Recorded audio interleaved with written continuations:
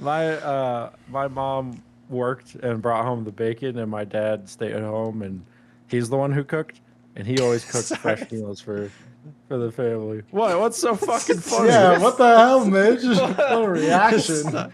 Sorry. Men can't be single. What Men the can't be work fuck, from bro? home fathers.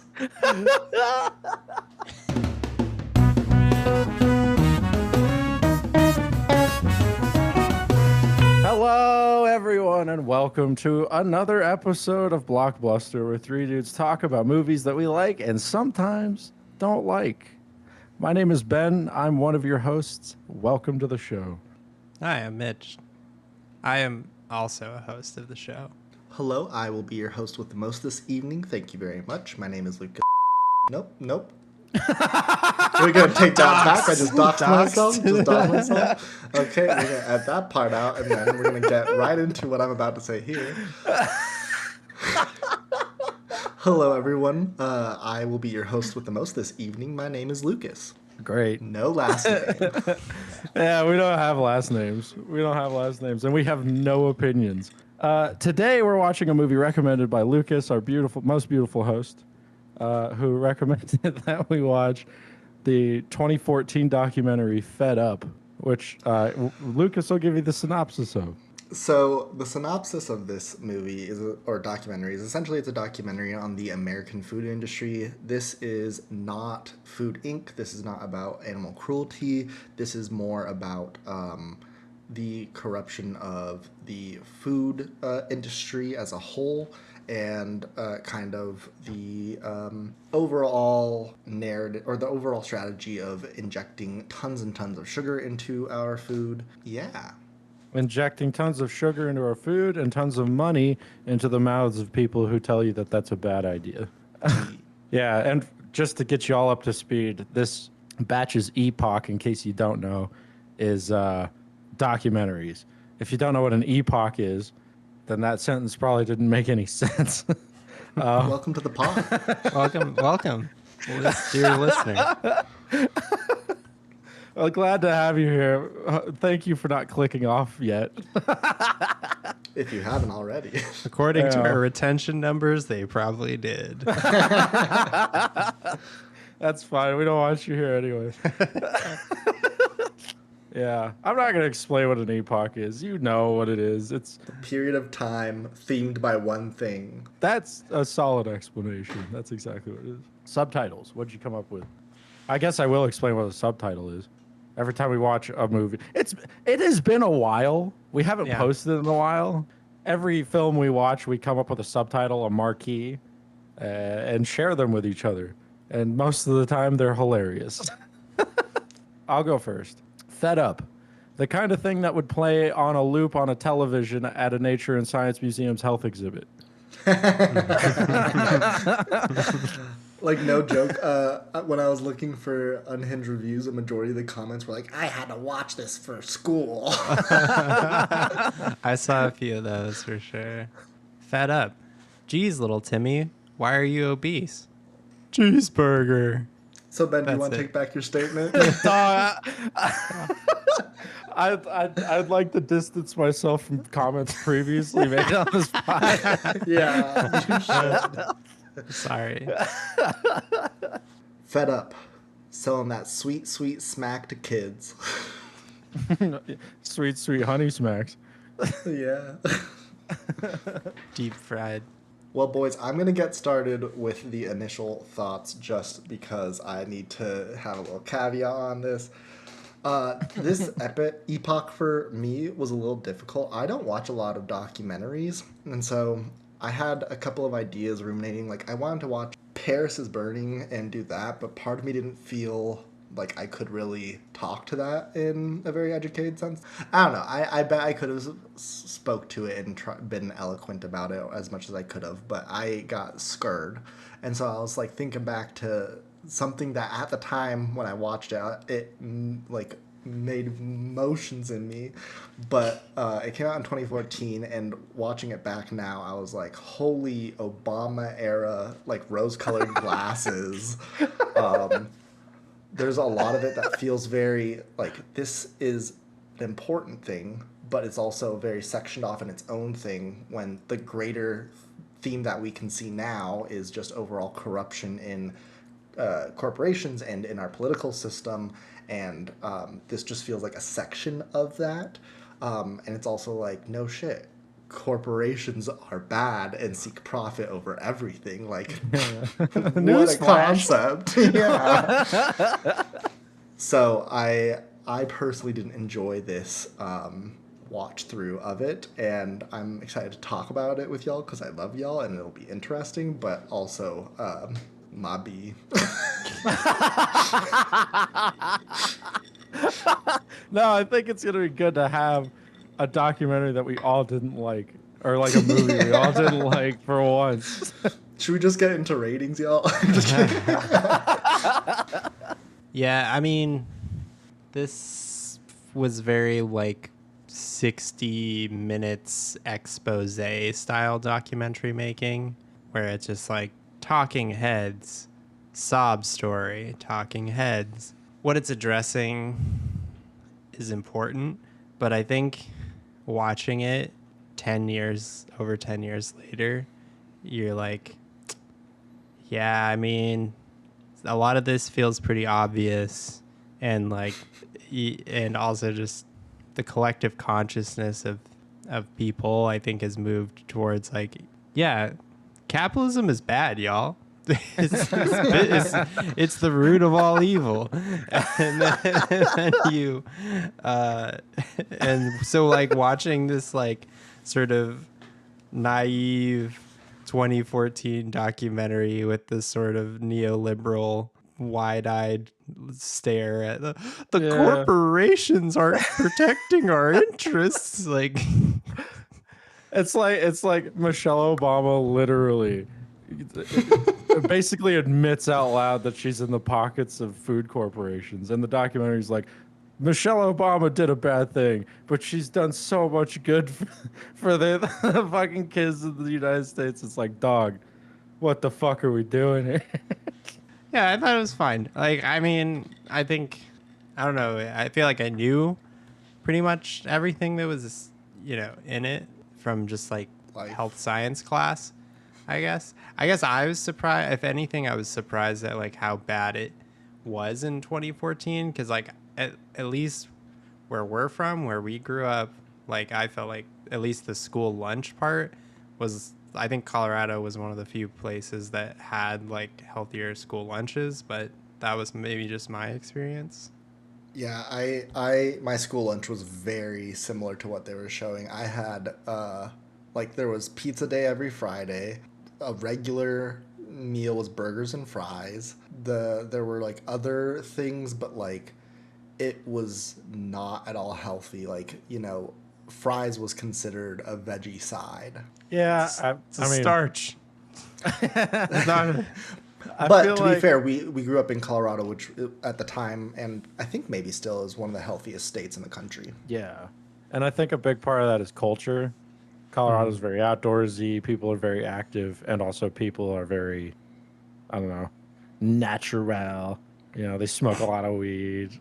Hey. They eat a lot of junk including food, the elementary school. and the lunch ladies.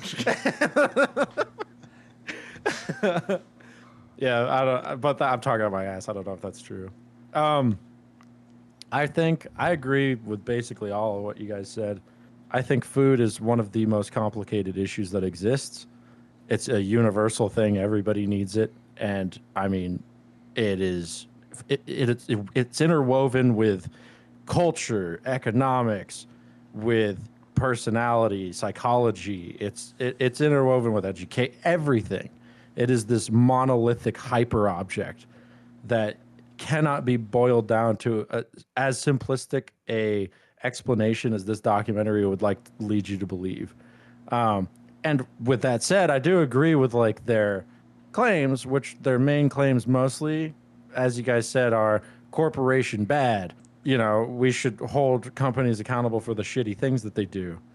But like, they also don't really hone in on the root of the problem, which is capitalism. Yeah. And they Yeah, I also, completely agree. they also kind of skirt a lot of other key things about food and healthy eating, which are super key.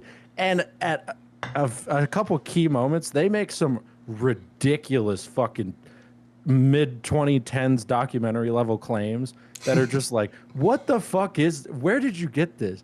Like, if you're even remotely a curious person and you like to pause documentaries and go and look up what the fuck they just said, this documentary is going to be very strange to you because you'll be like, I agree, but what? I don't. This isn't factual. Where did you get this? I also agree. Like, yeah, it's not a full conversation and scope around what is healthy eating, what is healthy living. I think it was more a reaction to the contemporary idea of how to get healthy, how to lose weight, how like the at that time the contemporary idea of dieting and working out. My other sort of like core criticism is it was like really repetitive. I found it pretty repetitive. Yeah, and it didn't really offer much in the way of solutions. Not that that's what documentaries are for, but in this sort of, 60 minutes, like expose type thing, like, Well, they do offer solutions. They're just shitty solutions. I yeah, think they yeah. offer solutions at the individual level, which is good. Right.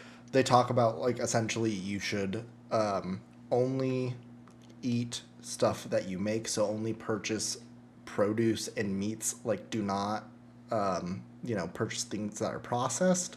And they give you like if you do or buy some processed stuff, like what to look out for, but in terms of the overall issue of the systematic, corruption, they're just like, yeah. Oh, also one thing I'd like to say is the quality of the documentary, as like a piece, as a product, as a thing that you sit down and watch, is Mid. terrible. There's a lot of in between mid and sensationalization. terrible. Very sensationalized, yes. Yeah. But also just like a bunch of it's just like a rubber stamp of a fucking documentary. Fucking dive us in head first, Lucas. All right. The film opens up with the most common advice about diet: eat less and move more. They say this stems from the 1950s, where in 1953, initially, exercise was seen as kind of extraneous. It was dangerous for your heart. It could diminish your sex drive, even. Until Dr. Jean Mayer said that a lack of exercise leads to weight gain. They start discussing calorie counting, but get into the complexity about how the body processes different sorts of calories. To me, at this time, I think this was like a big eye opener because in the 2014 era, it was all about calorie counting. You track the amount of calories that you're eating and you track the amount of calories that you burn when you're on the treadmill, and that's how you can see if you're being healthy. And what they explain is that's not always the case because there are things such as sugar, which if you have more than your body can process, it gets stored in your body as fat, which is kind of not part of this calorie counting calculation that people have been fed. So to me at the time, I think that was pretty eye-opening, but I don't know if that is such a revelation in 2025.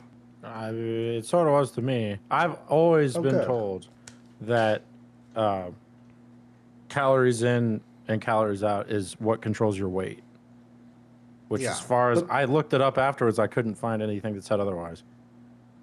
I mean, it is true. It's more about like the I think the point the documentary is trying to make, like a calorie isn't a calorie. Like it depends on. I think they also oversimplified certain things. Like the depiction of dietary fiber, like didn't really make sense. Like isn't really what dietary fiber does, but it's okay. Like I guess if you're trying to simplify it for people.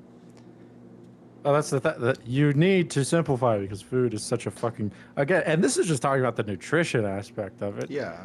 It's already like conflicting statements from different people, and also like you have to simplify it to make it make sense for an audience that's going to watch it after an episode of 60 minutes.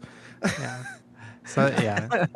I will say, like, some of these talking heads were really funny, like how earnest they were. I don't know. I actually laughed a lot watching this documentary. Like when? There's like the one guy with glasses that sounds like he's literally worried about. Is he doing the beard? Yeah. The Like, world's gonna end. yeah, he literally sounds like the apocalypse is like knocking on his door right now because your kid ate a candy bar. It's so funny.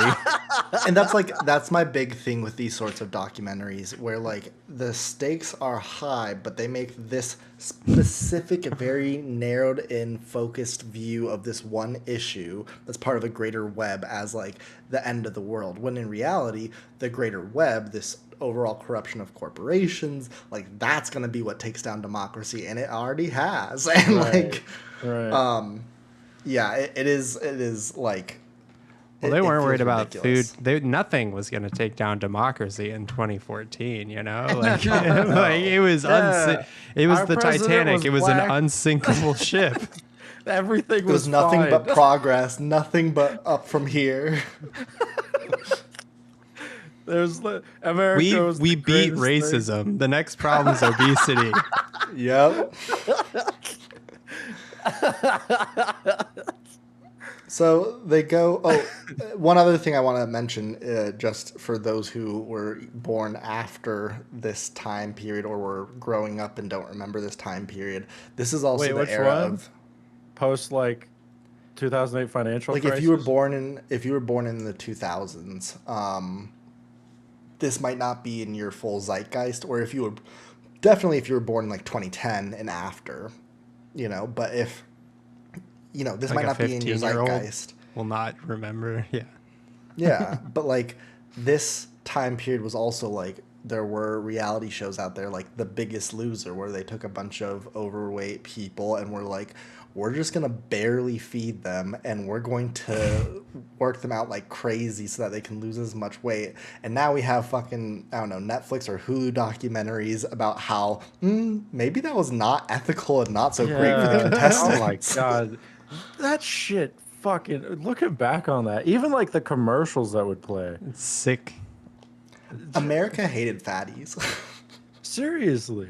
And speaking from somebody who was like always skinny my entire life up until very recently, I was like very, very skinny up until 2 years ago. I gained a lot of weight to the point where I just skirted past the like overweight line. When you gain a lot of weight, it is like the only thing you can think about. And no amount of shaming somebody or like getting in their head about it is going to help, because they're already in their own head about it. And I understand this is not news for folk who, don't have the Live privilege of big. not worrying about that shit. But like that, it's a very real thing that I never encountered until pretty recently. I also say with my own experience in that, like, doctors, I don't think that the language is there yet. When I first had a doctor's appointment, like a regular checkup, where essentially I had started to gain too much weight, and they were like, hey, just this is something to check out. This is a little bit of a concern. The doctor said to me, so you look skinny, but you are what we medically call skinny fat. And I laughed. I was like, oh, that was funny. Like you're doing a little joke, like, hey, go hey. And then they were like dead serious. They were like looking at me fully deadpan, and I was like, oh, this is a medical term. Like, okay, let's talk about this. That's fucking crazy, dog. I've heard the phrase skinny fat floating around online for years. The fact that doctor used that is crazy. And I do not know if it is a medical term. Someone fact check the doctor. Yeah, It probably is. That doctor's They're like in not your only are you body, you on the outside, you look fine. You look healthy. On the inside, you look like a center line, but you're a center linebacker. It's rough, brother. Like, I feel like there's ways we could communicate this that are more like they just tell you what they mean versus just like, yo, you're skinny but you're fat. Like, I don't know. That makes They just show you the sketch, like how many hot dogs do you eat in a day? Like they just show you that Anywhere sketch. between 1 and 7. Is that a law? Anyways, I mean, it's tough because like people ascribe so much of their health to their weight. I'm overweight, I'm unhealthy, you know, and that's not how it is. Weight is so fucking complicated, so much more Health in complicated than you think general. it is. Health, yeah, your weight is one very narrow portion of your health, and health is complicated, and weight is You can complicated. have hormonal issues that like you Yeah. could eat healthy, you could diet, you could exercise, and you would still have weight issues. And if you went to an endocrinologist and you found something that worked for you, like people have like life-changing things just because they have a hormone imbalance. And like the weight isn't even like all of it, because the whole skinny fat, if I'm understanding it correctly, it's not about like your overall weight. It's about like, yeah, you might be like your body, your height to weight ratio might be in a chill space, but your blood is having a hard time pumping because of how Sticky blood. Yeah, sticky blood. Your blood is like super glue. So yeah, like health in general, it is a complex thing, and doctors have a hard job of having this, doctorate degree and having to communicate all of that information to your regular Joe. And Right. It's almost as Like, yeah. difficult as explaining the complexities of health in a documentary about food to an audience of Americans well, who are notoriously stupid. Okay, can I? Sorry, I'm really no, sorry. go ahead. The one sensationalist thing I want to point out is like at the end they like extrapolate the data, and I laughed so hard. I just had to point this out. They're like, if the current trends continue, it's like 90% of Americans will be obese by 2030, and I was like, I don't think that's how math works, but sure, bud. yeah, I think they were just like, I was laughing some so armchair hard. No, yeah, they said statisticians. 1 in 3 Americans will be diabetics by 2030. I was like, Yeah. no fucking way, bro.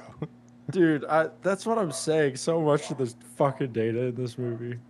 So the documentary talks about how companies are starting to co-opt the health conscious movement to be able to distract from the actual issue. We see that the Academy of Family Physicians ends up doing a partnership with Coca-Cola to promote health. And we have about 20 doctors resign, being like, how can we at all say that we are an institution of health when we are partnering with Coca-Cola? Literally, like a drug dealer, essentially, nowadays.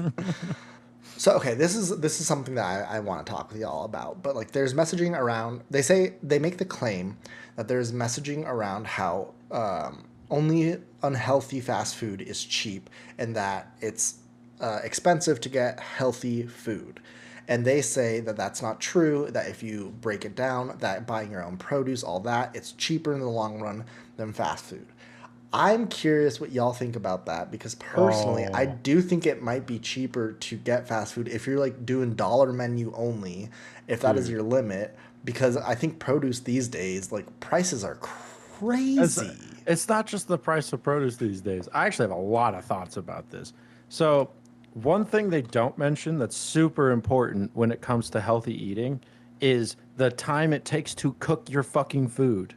Yeah. The reason why fast food is so popular is not just because the cost. It's because you get off work at 5 o'clock at night and you don't want to spend the 4 hours you have to yourself, especially if you're like a parent or something, cooking a fucking meal. You have a life you want to live. So you go to McDonald's, and instead of spending an hour cooking a meal, cleaning it up, and then, like, I don't know, planning it for the next day or whatever, you just pick it up from the store and bring it home on your way home from work. Like, we're not if the only currency that you give a shit about is money, then you could play all sorts of games like, oh, well, healthy food is it's much cheaper if you just eat a fucking head of lettuce every day. Just go on the lettuce diet, bro. It's such a time is the stupid most way of, exactly, yes. it's the That's most what I'm scarce resource, even more than the made up fucking currency we use. Well, Yes. and also like the comfort factor, like things like eating a fucking basket of fries after getting shafted by capitalism for 12 hours, like feels good. Like there isn't like Yeah. there's a lot of talk about, oh, it's easy, it's cheap, it's all these things, but also there's an element that like we addicting. need therapy. We as a nation, like we're seeking like I need literal that Golden drugs in Arches our therapy. food. Like, bro, I need that chicken McNugget in my life sometimes. It's all I have. You say that, and I relate to that because sometimes it do be like that. I'm in a very privileged position where I was taught how to cook from a very young age, and I enjoy it very much. And I take a lot of time and effort to cook my own meals and eat as fresh as I possibly can. And sometimes you just feel like shit, and you just want to go to the goddamn McDonald's and get some chicken nuggets, bro. Yeah. So no, I think it's a fair point to make about like what our relationship to food was as a kid. Like I also grew up, my parents were very much wanting me to learn how to cook as a young kid. My parents both worked. They worked until like later than when I came home from school. And so if I ever was like, oh, I'm hungry and you guys aren't around, my mom would be like, okay, so cook some eggs, like make yourself something. So I like learned how to cook at a young age, which is great. But and like fast food has always been like every now and then it's like, ooh, treat yourself. Like it was a hard week, you know, something bad happened, like get yourself a little something something. But when I started to make a little more money, where I had a little bit more disposable income, I had more of those days of like, well, it was a long day. Let me just get myself a quick little dong, a little McDong dong. Dude, that's the thing about capital is it corrupts everyone. It's like, yeah, you could spend all this time cooking and clean, but that's what you made money for. You made money to make your life easier, and one way to make your life easier is to just order Uber Eats. Get somebody to go pick up, make your food for you, and then get another fucking underpaid motherfucker to go pick it up and drive it, chauffeur it to your house. And then all your ass has to do is go downstairs and open your door and then get pissed that they fucking, they left the bag on its side. They left it on the bottom of the steps instead of at the top. You're like, motherfuckers, I have to step outside my domicile to retrieve my sustenance, you bitch. And that's true. I think this was pre-Uber Eats or like just at the beginning of it. And something that they don't talk about, some people are like, oh, all Uber Eats a healthy meal. And it's like, restaurants cook so that you like their food. So yeah, you might get that grilled chicken, but that grilled chicken is cooked in like, a fucking stick of butter. Spit facts, bro. Spit those facts. You can't. Healthy eating and Uber Eats are not synonymous. They are mutually exclusive. You can't have both. Sorry. So yeah, this shit that they talk about is hilarious. It's one of the funniest. For me, one of the funniest parts of the movie, because they talk about how eating healthier can be cheaper, and then they show this fucking dumbass graphic where they compare two meals, right? And they have the costs above either. One is a fast food meal. I think it has like 4 cups of fries, 3 Big Macs, some chicken nuggets, and Cokes for everybody. And then on the other side of the screen, it's got a whole ass rotisserie chicken, 3 sweet potatoes, fucking a head of lettuce, so a quart of milk. Yeah, like there's no seasonings. And it's like, look, this random assortment of ingredients is cheaper than this random fucking And like as an experienced McDonald's user, like I know for a fact the picture of the McDonald's meal that they were showing was the like combo meals. That's not no dollar menu. You can get a cheaper meal for like more for cheaper. They're assuming you go and buy each fucking item individually. Also, the fast food meal had 4 Cokes. 2 of them were smaller sizes, so I'm assuming it's 2 larges, 2 mediums. And then the only beverage option in the first one was a quart of milk. So there's 2 things going on here. Either you're expected to drink milk with your rotisserie chicken and sweet potatoes, which I know you guys condone milk or do not condone adult people who drink milk. No. I do, but even I would cringe at somebody who chooses to pair a cold glass of milk with their rotisserie chicken. That's Keep exploring psychotic. that. Keep exploring that feeling because it's bringing you closer to the truth, my brother. The other thing is, they might be using the milk to make a dressing for some weird ass salad. But if they're doing that, then there's no drink option in the first meal. So these aren't like a 1-to-1 comparison. It's just so fucking stupid. But at the end of Act 1, we meet children and families struggling with obesity. They are trying their hardest, counting calories, working out, and trying to follow what is known as the rules. And yet, the results are not coming. I have huge gripes with this. Oh, this is the worst part of this shit, dude. Yes. When I was watching this, I remember my memories from this, I was like, oh, it's not about animal cruelty, which is still important and it's good to talk about because the animal cruelty within our food system is not good, and we can definitely format our food industry in a way that is better for how we treat animals. Everybody. Yeah, but like, I remember the giant corporate greed portion of this document. Great.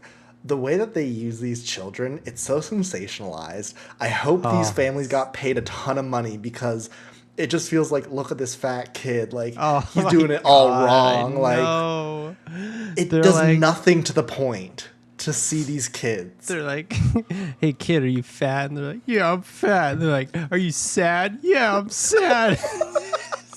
Yeah. It's so bad. Like, let's go to this kid's doctor's appointment together and watch it on national television. It is just like an inversion of The Biggest Loser type shit.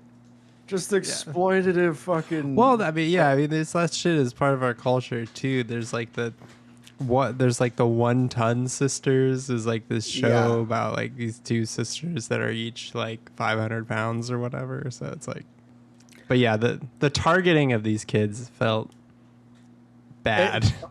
And this is an interesting sort of note because I think you can look at this and use it as an example of like the language of a documentary or the language of filmmaking.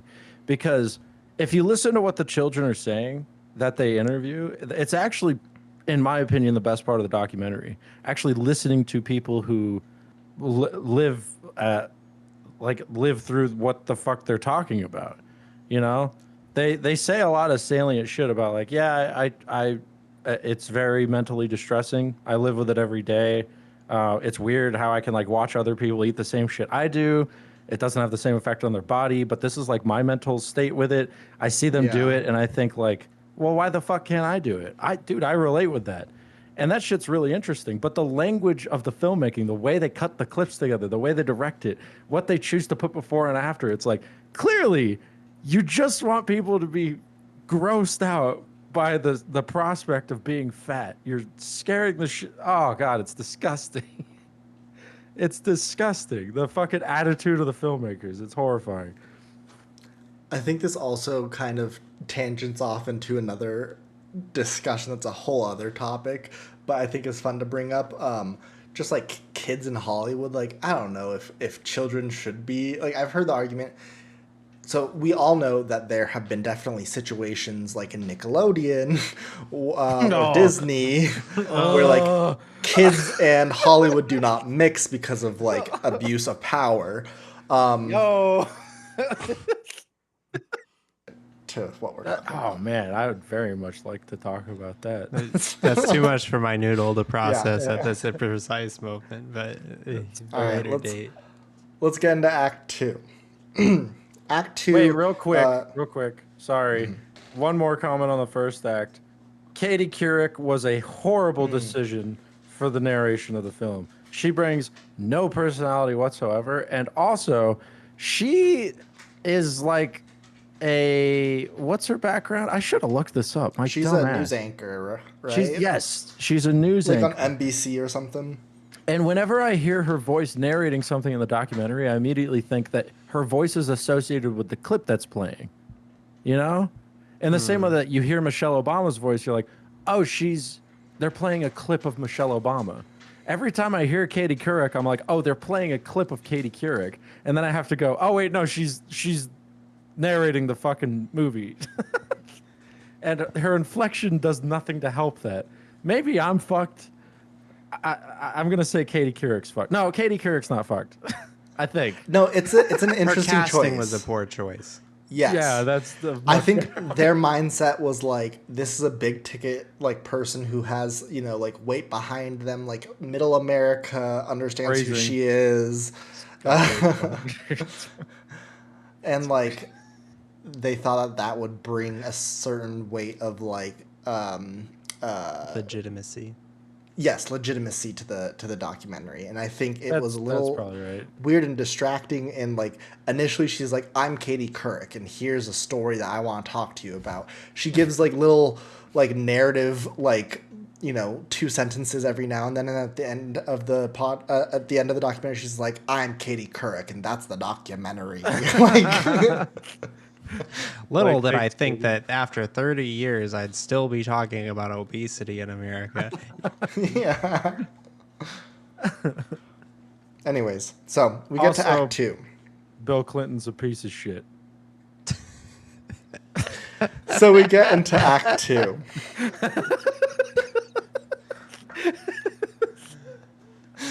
In Act 2, they start to get a little more, like they tiptoed around what they wanted to initially talk about, which is corporate greed. But in Act 2, they start really honing in and trying to lay up the claim of what's going to happen, of what they're going to claim about big corporations and what they're trying to do with our food system. So the film takes us back to the 1970s and 1980s, where fat was demonized, and all of these products came out that were quote-unquote low fat. But fat is the thing that has all of the flavor. In a steak, when you cook it, when it has lots of fat, that means the steak is going to be flavorful. So when you lose fat, when you take it out of something, you're going to lose flavor as well. How do you fix that? Via pumping in loads of sugar into it. And to emphasize this point, they do the incredibly hack thing of playing sugar, da na na na na na, ah, honey, honey. I mean, you kind of have to do that. I'm sorry, right? Fuck off. I know it's 2014, but that we had standards. The Dark Knight was out. That's This isn't that. This is not that. I mean, again, so the whole like this is so focused You could in be on something hacked that's before so the Dark Knight. After the Dark Knight, Yeah. you're not allowed to be hacked. standards have risen. that's the line in the sand. Yeah, again with the whole like this is a very zoomed in focused thing that doesn't see the greater picture. They talk about the 1970s, yes, which was a time when this whole low fat movement started. It was also the time when deregulation of money in politics happened. It was the time where less regulation on corporations happened. It was the beginning of the end of democracy, where we started to see all of the legislative layups to what we are seeing now with the Trump administration. So again, this point feels very narrow-sighted. That's a really good point that you're making. Is that I mean, what's tied into that is the fact that there are other explanations for, or other potential explanations for, obesity than just our food had a lot of fat in it. It's like, but also people were, Like most things in America, at least 60% of them are Ronald Reagan's fault.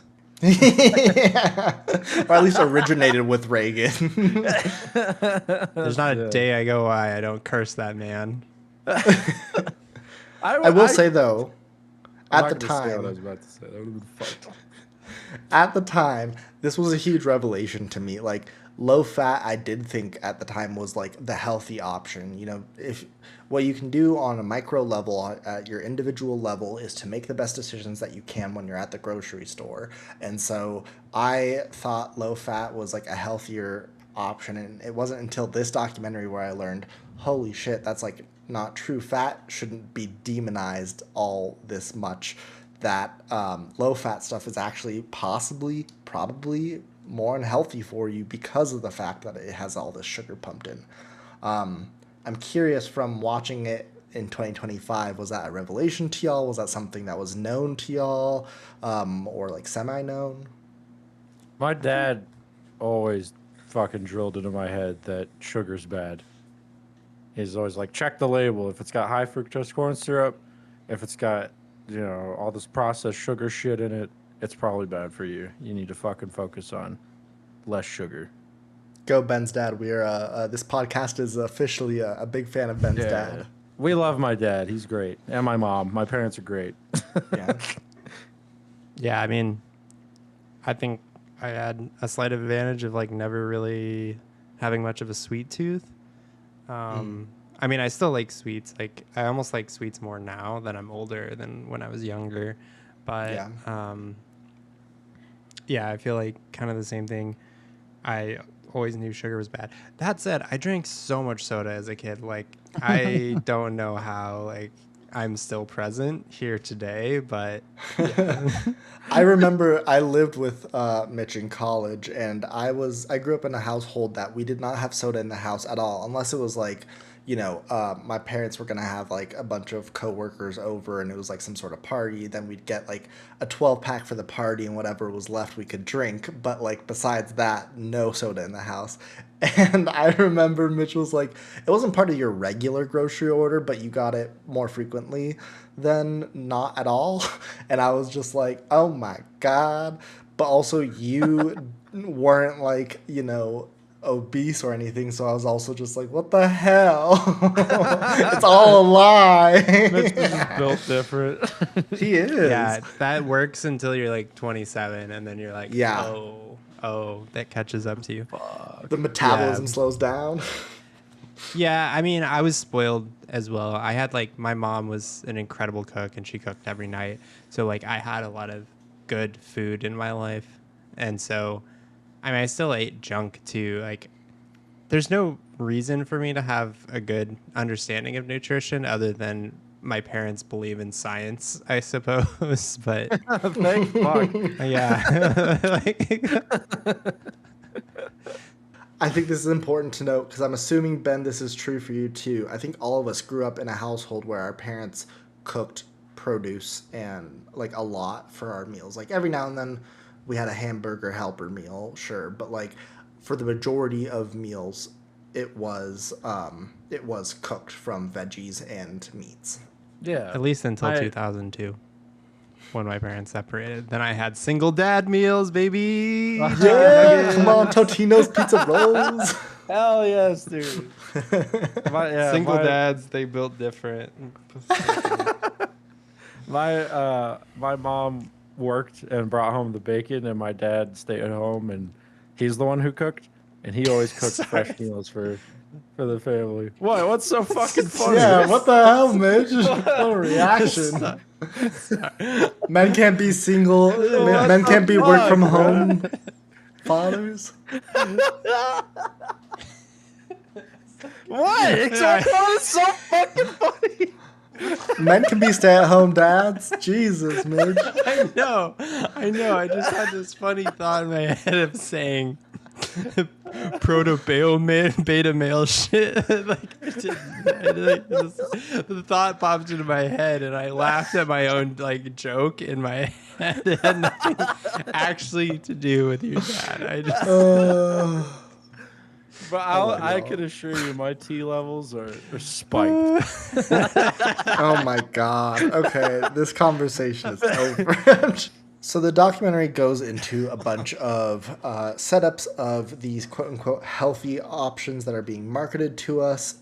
Nowadays, we would very well recognize them as a similar idea to like greenwashing. This is a green thing, but like it doesn't really matter because recycling doesn't actually happen.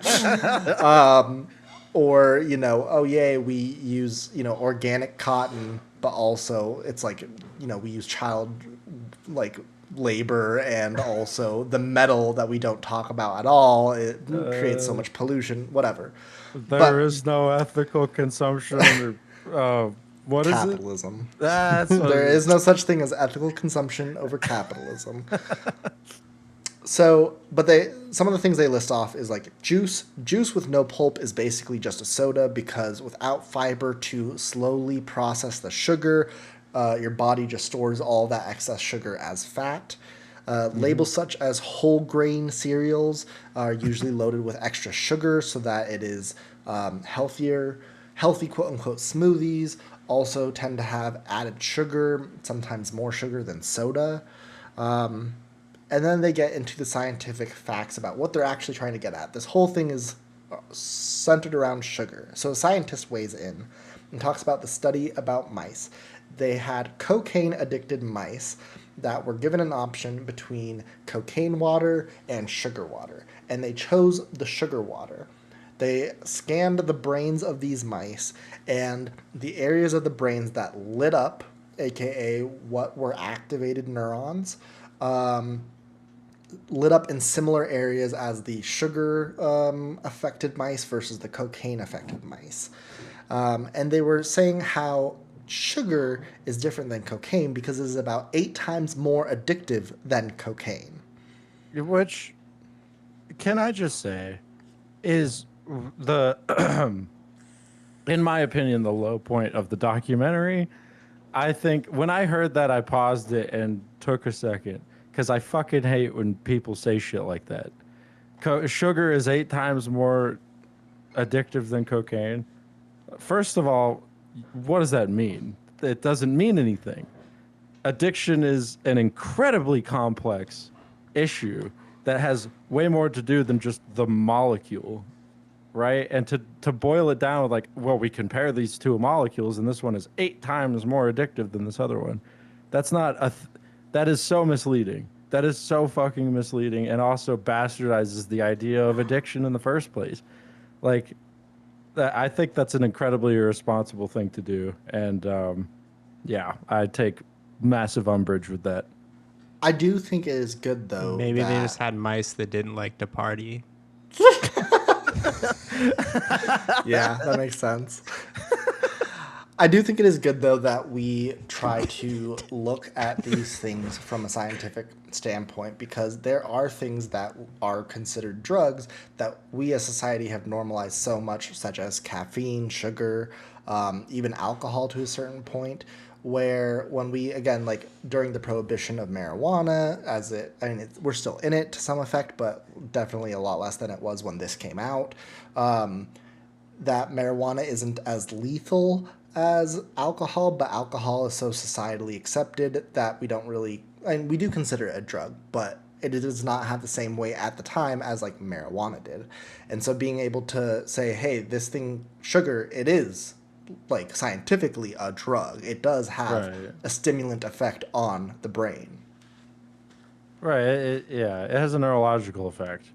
But like the same logic that leads you to a place where you say alcohol's okay because it's not a hard drug. Heroin's a hard drug. Therefore, that's bad. You know, LSD's a hard drug. Therefore, it's worse than alcohol. You know, that's the same logic that leads you to the place where you say something as stupid as sugar is 8 times more addictive than cocaine.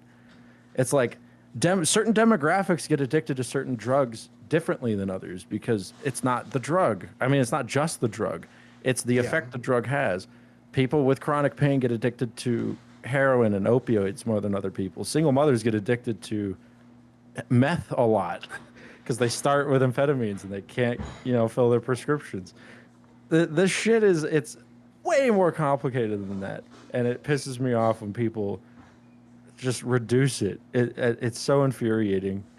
They lightly touch on how food companies are aggressively marketing to kids. Bright colors, cartoon mascots, all cereals basically have a shit ton of sugar, jingles, and they Oh, talk the about how the best jingle in the movie. Cheese, glorious cheese. Do you remember that shit? That shit was Yeah. fantastic. yeah. Well, that was one of the things I was like, I mean, yeah, they like marketed all this cheese, but also like, it's not like you need a lot of excuse to like cheese. I mean, cheese No, is just yeah. fucking great. Like, Cheese is like 20 times more addictive than cooking. yeah, That's scientific. because The what one was the thing I rub will again? And it was like they had too much milk for some reason, and I don't remember So what. they were marketing a healthier milk, so it was skim milk. Oh, that's right. And they So had all this excess. Yeah, that's right. yeah, they took out the fat and they made cheese with it. So then they pushed cheese so that they could essentially you'd have the same intake just in different forms. Well, they could sell milk and cheese. More profit, more More cheese. profit. It's a win-win. I believe I might be getting ahead of myself, but I believe it's at this point, and I think this is a very fair point that they talk about. One of the things they do to try to hook kids young is that certain formulas, like baby formulas, do have a specific type of sugar. It's not like cane sugar, but it's like a sucralose sort of thing that is, as they state, more addictive. But the main Oh, point being that these formulas have sugar and they're trying to get young babies hooked on sugar at a young age. I mean, there is an element of that, but also I think it's a little disingenuous to just like say that because like sucrose is something like we consume, the carbohydrates you consume are sugars. Like if you break them down further, like they occur naturally in nature. Milk has sugar in it innately because it's full of fat and carbohydrates. And so I don't know. I think sometimes it's a little disingenuous. Like, do the food Yeah. companies probably add sugar to formula to mate? Like, I don't know. I didn't fact check it. I think it's like maybe one of the more like dubious sounding claims. Like, I don't really know. Yeah. No, I But get what just you're like saying. on am I buying it level? Like, I need to do more research, but A fair thing they do bring up though about like regulation, on the back of all of these products, there's a nutrition breakdown, and for a bunch of different things, you have its daily percentage, recommended percentage of intake. But for sugar, that is not the case. You get it in the amount of grams of sugar that's in there, but you do not understand what percentage of a daily recommended amount it is. And that is fair. That's fucked. That doesn't allow people to educate and research themselves. Here we get into the more political aspect of the claim. They essentially state how the film compares the food industry to the tobacco industry in terms of how they are marketing these things, in terms of how they are profiting from people who are hooked or a captive audience, and they are also lobbying against reform of this sort of situation. Also Again, inundating schools with their bullshit. this whole thing back in the day was like eye-opening, but nowadays it's like, yeah, companies lobby so that they can make as much profit. The government is bought out by corporations. No shit. Sugar lobbyists said that sugar should make up a quarter of your diet. Like, wow, that's great. I did laugh at the tobacco to food comparison when they're like, again, you got that Obama era, like neoliberal, like optimism in there, and they're like, we basically beat down big tobacco. And then you look at, and then you're sitting here like 10 years later and be like, that was true, but then you put sugar into the nicotine and we Yeah, fucking flavored loved vapes it. are now, yeah. Colorado is one of the healthiest states out there, but it also has one of the highest rates of vaping nicotine. Like, Yeah. Hit that Nick, brother. This is so funny. It's like, Here we get into the discussion about schools and school lunches. So they talk about how schools are caught in the middle. The USDA allows processed foods and allows these food giants to dominate cafeterias. A lot, like they said, 80% of schools have some sort of partnership with either Coke or Pepsi. Oh, my That pizza counts as a vegetables. French fries are a staple. Soda machines make money for schools. And Bro, it's true. The We have state, underfunded education, and so how are they expected to make up the money to educate kids? Sure, they'll take a good deal from Coca-Cola to have a couple vending machines and to only sell Coke products for sodas in their schools. Like, yeah. it's a greater issue that is so focused in. Right. Yeah, exactly. Exactly. Bro, the fucking state of school lunches in the United States in the year of our Lord 2025 is a fucking capitalist hellscape I can barely comprehend. Driving by a high school and seeing advertisements for fast food joints makes Yeah. me just lose all hope. I can't believe that shit. They help build the cafeteria, but they're Yeah. just shoving their fucking products in the. Oh god, it's horrifying. All right, let's get into it. Y'all ready? Yeah. Yes. Let's pinch this one off. All right. So, continuing with the theme of this lens in politics, they talk about politicians giving speeches about childhood obesity, specifically Michelle Obama and her efforts for like get out and play. The focus on working out and no other context to how to be healthy. Meanwhile, childhood obesity rates are skyrocketing. Type 2 diabetes, once called adult onset diabetes, is now common in kids. Through it all, we come back to the children and their stories and make the statistics human. They are bullied, they're facing serious health issues, and watching hope slip away. There's this one scene with this where, like, the kid is like, the mom or the grandma or the mom and the kid are like, oh yeah, we're really proud he's been eating healthy, and the doctor's like, yeah. He's gotten worse and his situation's not looking good. And it's just like, I feel like that doctor was like, I'm on TV, I'm on camera, here's my chance to, like, you know, lay it on thick. And I just feel like, poor kid, that kid did not get a nice soft delivery or like communication of, here's my concern, but got the sensationalized, you're still fat. Yeah. That turned me off from this a lot. Sorry, I was choking on my spit. He's choking up. It is sad. Which brings us to Act 3, the solution, reckoning with the system.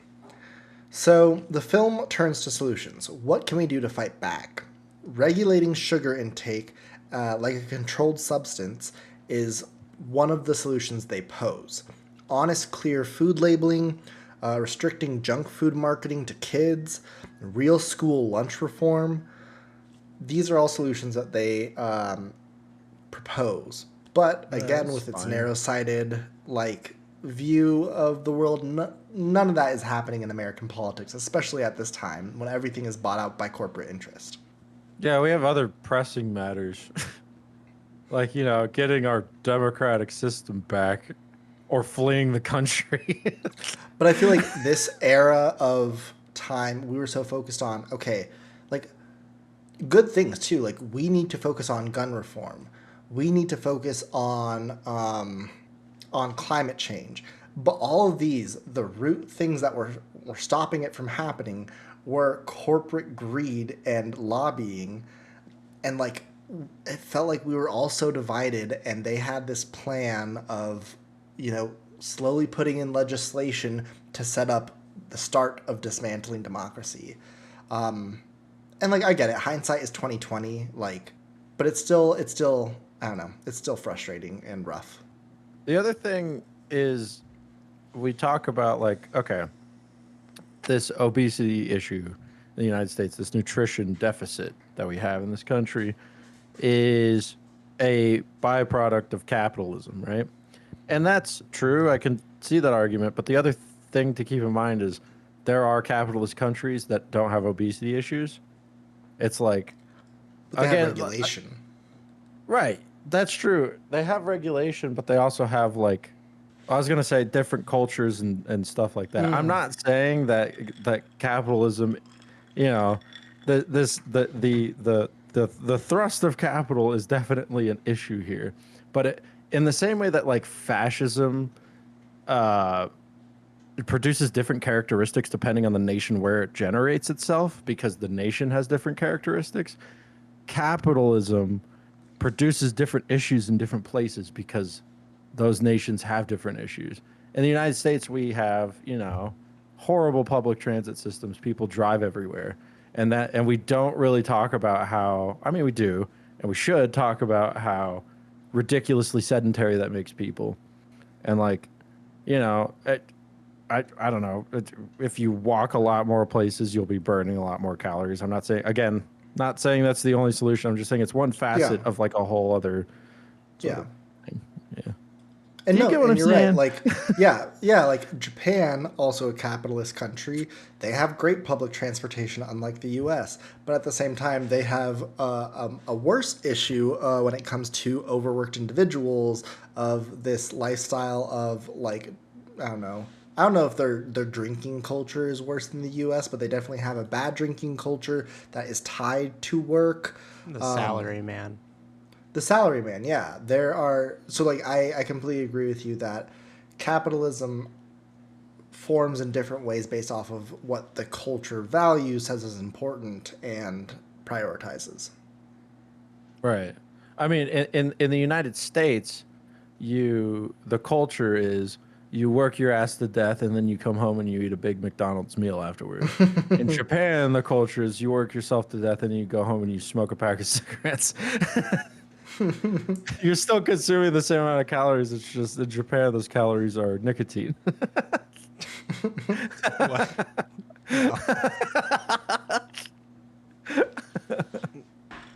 It sort of feels like this documentary has the gist of a good idea, discussing like our sort of like perverse relationship to food in this country, and like how we view it, and basically like the commodification of food rather than as a human right or as a necessity for life is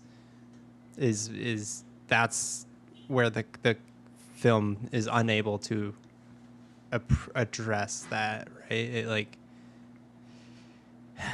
Yeah, and it's also just like kind of a drop in the bucket when it comes to the problems, right? Like, I mean, obviously it's an hour and a half documentary. It's not trying to like solve world hunger or something, but True. like the fact that it spends so much time like making you like just watch fat kids cry as like its form of creating pathos or sympathy rather than telling like human stories relating to the real impacts of these issues and addressing the more cultural aspect of it rather than just like viewing it as this like economic political issue that's, you know, solved through being a good citizen. A perfect example of that is at the end of the movie, they show on screen an article citing Jamie Oliver's healthy school lunch program. But Jamie Oliver, first of all, is kind of a fuckhead. Fuck Jamie Oliver. But also his healthy school lunch program wasn't exactly like, I don't know if you guys know this, but it didn't fix much. Yeah. It did have benefits, but it did have a lot of issues. And for example, it was insanely expensive. It ate up the entire school's lunch budget and then went over budget. It also required significantly more skilled labor and more labor from the lunch ladies who went from cooking, you know, mac and cheese for a school of 250 students at lunchtime to now having to cook like Thai curry for 250 students at lunchtime. And then if the kids found it unappetizing because he's cooking like fucking Thai curry for a class For of someone in students that are used to- Indiana. right, exactly.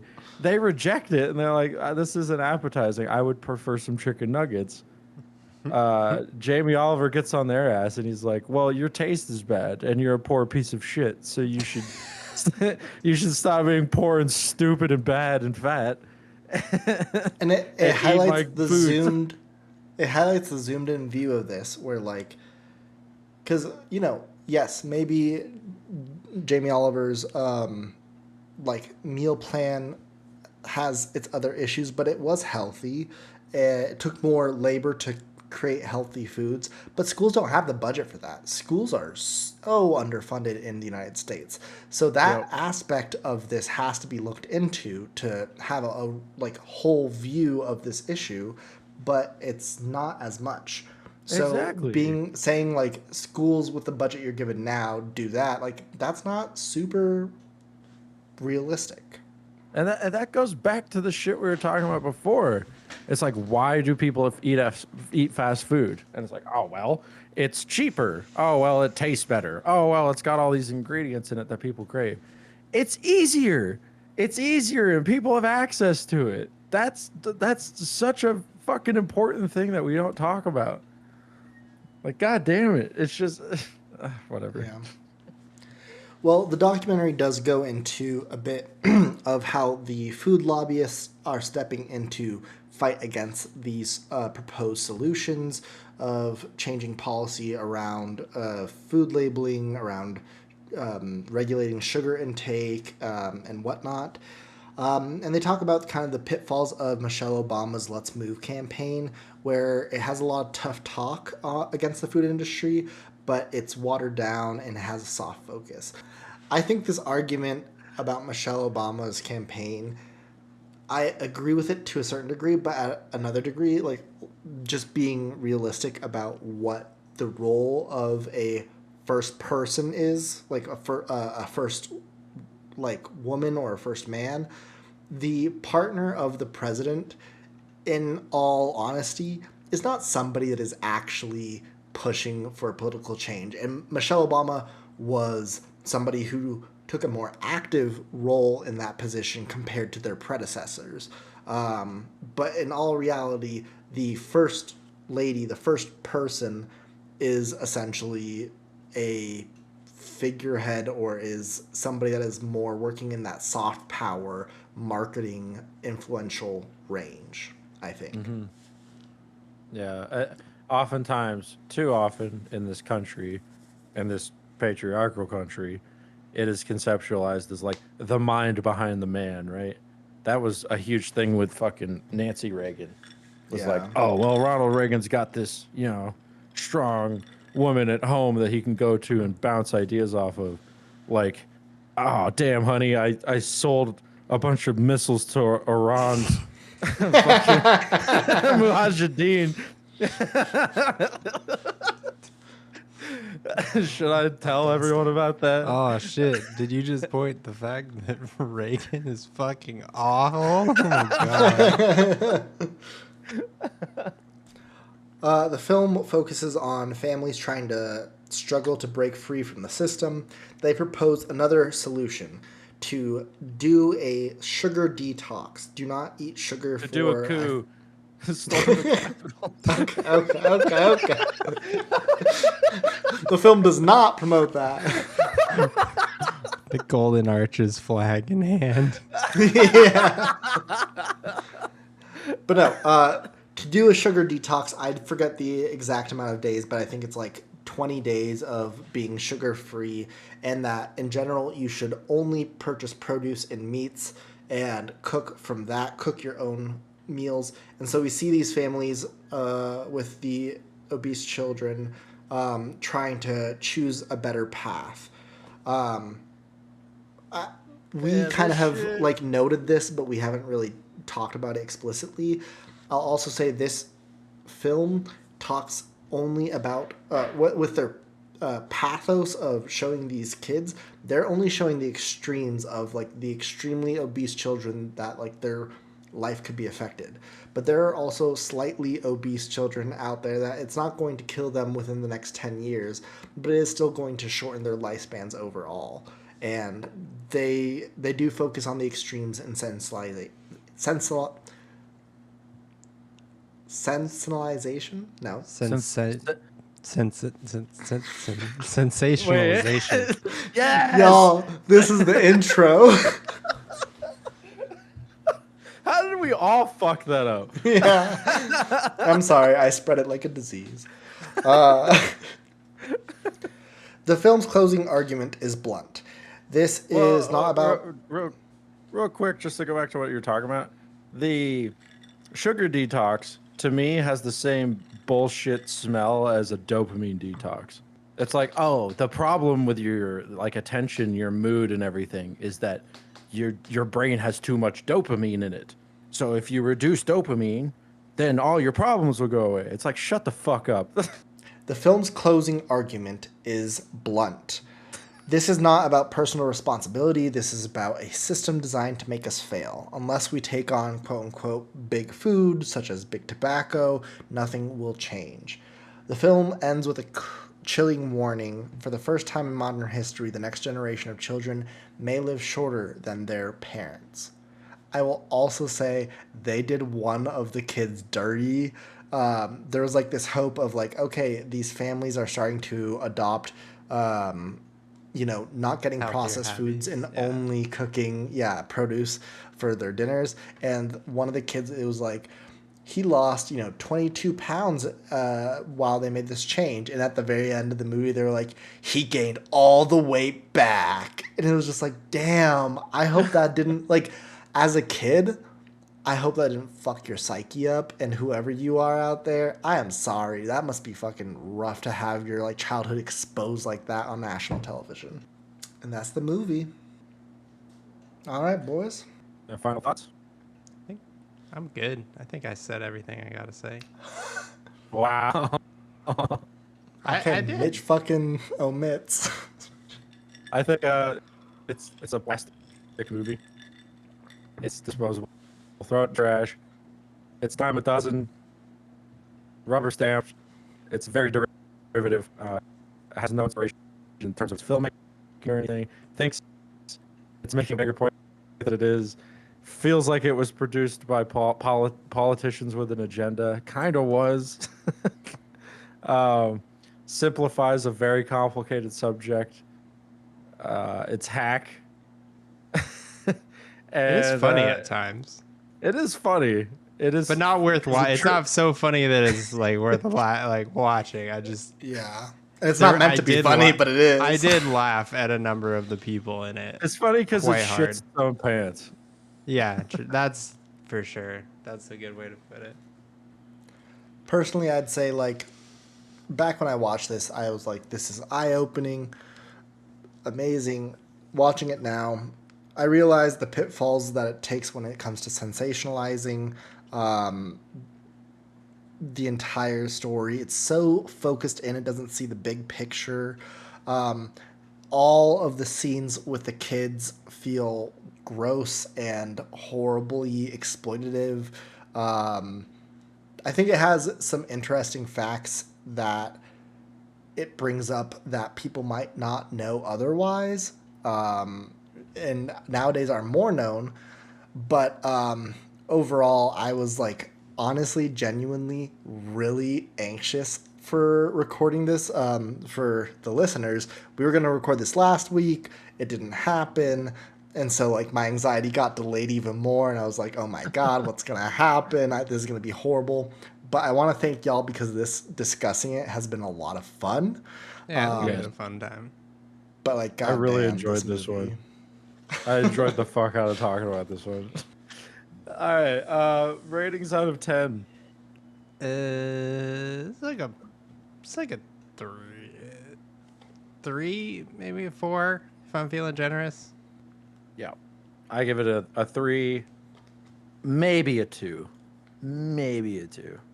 just because I really hate derivative shit. But a 3. I give it a 3 also. I would have given it a 2 if it were not for some of the points that we didn't know of until watching this or that weren't laid out as clearly.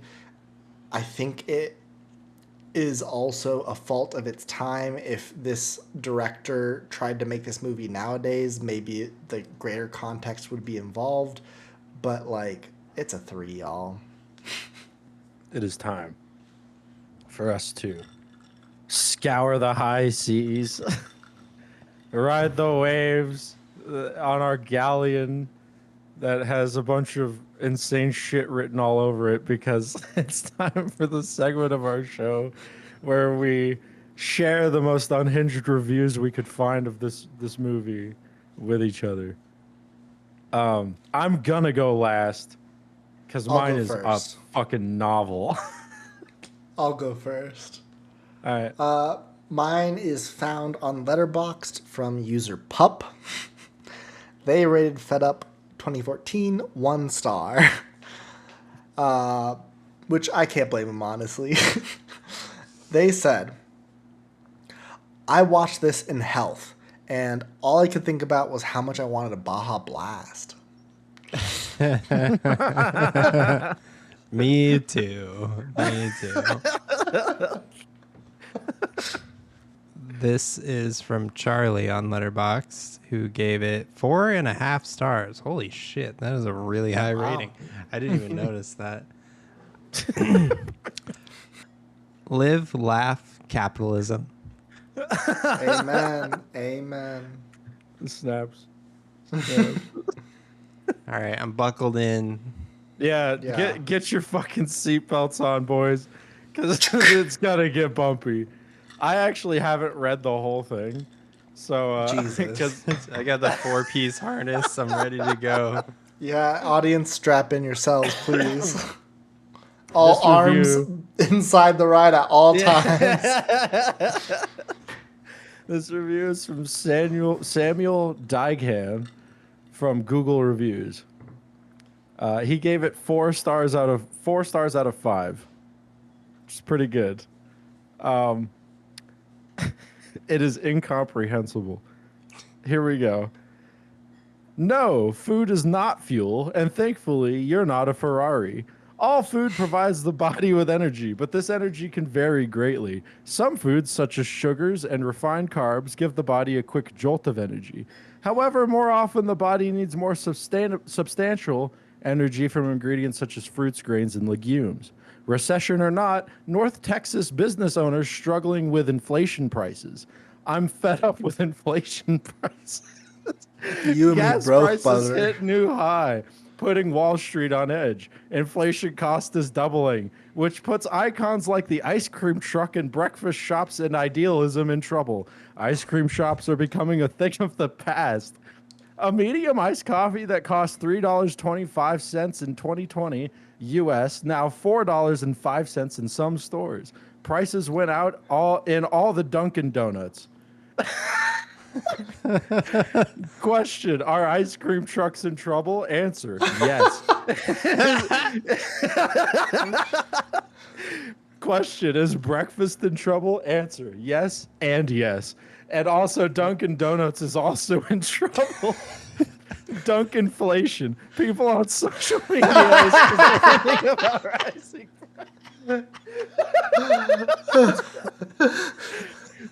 Dunkinflation, damn. My Dunkin' has increased prices ×2 in the past 2 weeks. They are pricing me out. Frowny face, pleading frowny face. Inside Ition, the ice cream. The ice cream truck is a classic way to beat the summer heat. But with the inflation hitting record highs, some ice cream truck owners are struggling to stay afloat. Diesel gas is $7 a gallon in some states. Vanilla ice cream is fucking $13 a gallon. And the cost of sprinkles doubled to $16 a Oh my god. One New York Italian ice owner says he stopped his ice cream trucks because of rising costs. The North American Ice Cream Association Says the ice cream truck, unfortunately, is becoming a thing of the past. Why stock rainbow trout? Reason one, the most popular reasons trout are at the ponds are.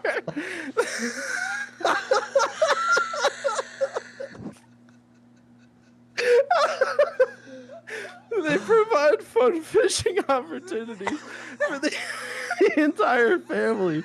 Rainbow trout are easy to catch, and those raised in hatcheries can easily be caught on trout bait sold in stores and even on whole kernel corn. My Trout are a God. cold water fish. Reason two is literally identical to reason one. Did he clear his cache into a Google review? Like, what just happened? Oh my God. No, my take on this is that this guy 100% owns an ice cream truck. Oh my They God. High as balls. They smoke like 5 bowls. They watch this movie. They see the bigger picture and they're trying to communicate that, but they can't. They can't. My God. Ugh. Dunkinflation. Dunkinflation is iconic. Oh my That God. Dude. Oh my God. Dunkinflation. Whew. Shit. Also, like, I get that. I'm the food purchaser, like the snack purchaser for my department. And I get it when you're like hyper fixated on a sole thing. Since I started being the food purchaser like 3 years ago, the inflation or the price of chocolate has increased crazily. Same with coffee. So I get it. Like this man has a personal experience with Dunkin' Donuts. And Some might say a fucking religious ice cream experience. trucks. Holy shit.